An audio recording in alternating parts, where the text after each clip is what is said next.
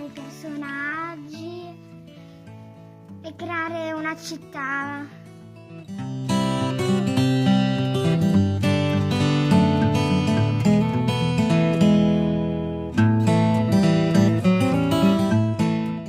A me è piaciuto tantissimo questo lavoro.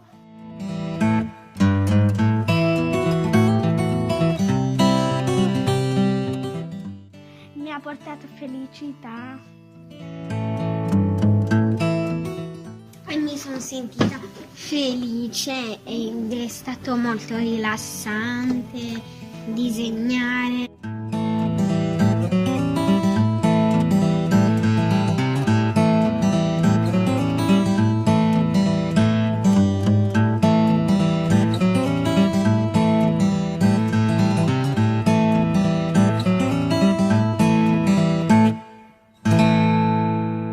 A me è stato bello lavorare con Ryan e Clyde e con Ryan Coresci. A me è piaciuto fare il campo da calcio. Il nostro villaggio, abbiamo fatto un lavoro di collaborazione e soprattutto mi è piaciuto quando ho collaborato con il mio compagno. Perché non c'era tanto spazio. Difficile. A me mi è piaciuto questa strada tantissimo bene. A me è piaciuto fare tanti gli alberi e all'inizio, anche all'inizio che un pochetto andavo dappertutto a chiedere se vogliono che disegni un alberello. Mi sono sentito anche bene. A me è piaciuto fare questo lavoro perché eravamo anche in 4 a farlo. Io, Giulia, Michela e Teodora. Me l'abbiamo fatto insieme.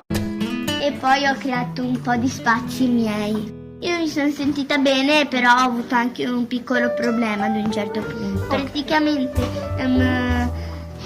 Amir e Mansur avevano detto che praticamente ne avevamo occupato troppo spazio. Invece erano loro che avevano fatto un campo da calcio grande. E però poi io mi sono offesa e ho detto potete usare anche un po' del nostro spazio e poi abbiamo fatto una collaborazione e siamo diventati in 6 a fare un lavoro. A me mi è piaciuto quando ho disegnato con Natasha. Io mi sono sentita bene a collaborare con Afra. Mi è piaciuto, mi sono sentita bene.